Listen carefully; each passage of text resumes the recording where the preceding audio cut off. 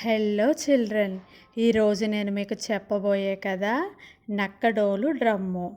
అనగనగా అడవిలో ఉన్న జంతువులన్నింటిలోకి నక్క చాలా విచిత్రమైన జంతువు. నక్క చాలా పిరికిది, రహస్యమైన స్వభావం దానికి ఉంది.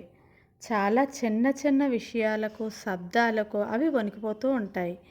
మనం చెప్పుకునే ఈ కథలోని నక్క పేరు షింటూ. దాని ఒంటి నిండా భయంతో నిండి ఉంటుంది.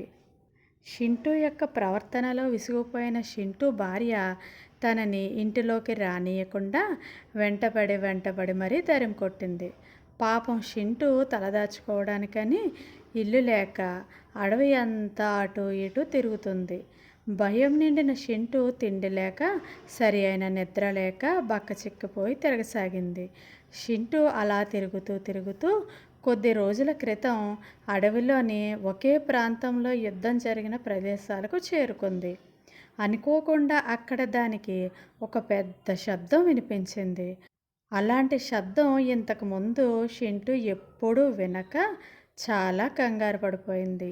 ఆ శబ్దం సింహగర్జనలా, ఏనుగు గీంకారం శబ్దంలా, కుక్క మొరిగినట్టుగా లేకపోయేసరికి షింటూ భయంతో వణికిపోయింది. కాసేపటికి షింటూ తనలో శక్తిని అంతా కూడదీసుకొని నెమ్మదిగా శబ్దం వినిపించిన వైపు వెళ్ళింది. అక్కడ దానికి ఒక విచిత్రమైన వస్తువు నేల మీద కనబడింది. షింటూ నెమ్మదిగా దాని దగ్గరగా వెళ్ళి ఆ వస్తువును అటు ఇటు తిరిగి పరిశీలిస్తూ ఉండగా అనుకోకుండా నక్క తోక వెళ్ళి ఆ వస్తువుకి తాకింది.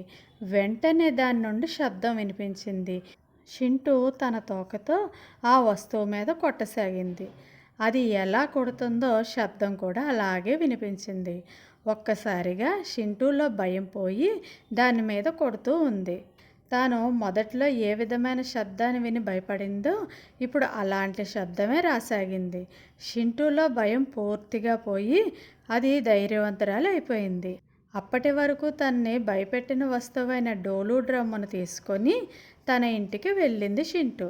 ఆ శబ్దం విని బయటకు వచ్చిన షింటూ భార్య తన ధైర్యానికి ఆశ్చర్యపోతూ అది దానిని సంతోషంగా ఇంటిలోకి ఆహ్వానించింది. అదెర్రా పిల్లలు, నక్కడోలు డ్రమ్ము. ఈ కథలో నీతి ఏమిటంటే, భయం మనల్ని బలహీనపరిస్తే ధైర్యం మనకి బలాన్ని చేకూరుస్తుంది. ఈ కథ కనుక మీకు నచ్చినట్లయితే ప్లీజ్ లైక్ చేయండి, సబ్స్క్రైబ్ చేసుకోండి. Thank you.